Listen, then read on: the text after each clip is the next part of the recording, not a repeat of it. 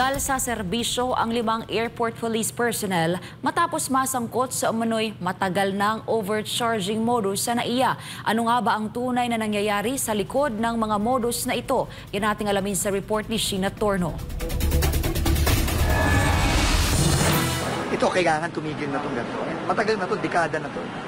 So, talagang magka-crackdown tayo sa airport. Yan ang pahayag ni Transportation Secretary Vince Dizon nang matanong sa munay talamak na paniningil ng sobrang pamasahe ng ilang airport at accredited taxi sa Ninoy Aquino International Airport o NAIA. Kaugnay ito ng patuloy na investigasyon ng ehensya matapos ang pagkalat ng video ng isang taxi driver na naningil ng mahigit 1,000 piso sa isang pasahero.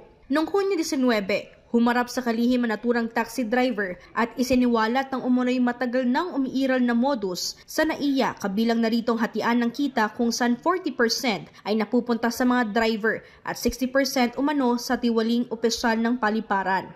Kapag merong pang-aabusong ginagawa, madalas may kakuntsaba sa loob ng gobyerno. Kasama na rin yan yung mga fixer sa LTO. Wala namang fixer kung walang kakuntsaba sa LTO. Dahil dito, agad ni pinag-utos ni Dizon ang pagsibak sa 5 airport police habang gumugulo ang investigasyon. Hinikayat niya ang iba pang taxi drivers sa NAIA na huwag matakot na magsiwalat ng mga irregularidad at katiwali ang kinasasangkutan umano ng ilang kawani ng gobyerno. Kasabay nito, binalaan ni Dizon ang mga pasahero na huwag basta-bastang magtiwala sa mga ipinapakitang fare matrix, lalo na kung ito'y kahina-hinala at walang opisyal na pagkakakinlanlan. May pinakita siyang mga peking ganito, mga peking fare matrix, no? Na verify natin, hindi official 'yun. Meron pa nga nahihiya nga ako kay Secretary Cristina Frasco ng DOT. Kasi merong isa doon, may DOT logo pa.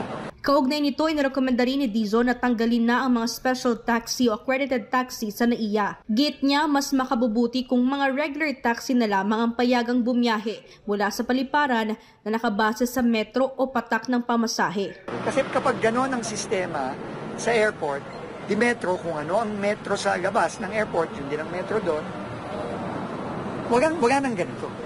Hindi na maaabuso yung mga kababayan natin at wala na rin magsasamantala. Samantala, nangako naman ang pamunuan ng Manila International Airport Authority na magkakaroon din sila ng sariling investigasyon patungkol sa nasabing insidente. Nakipag-ugnayan na rin ang MIAA sa Land Transportation Office upang beripikahin ang mga ulat ukol sa mga kahina-hinalang traffic violation ticket na umunay ibinibigay silang taxi driver sa paliparan.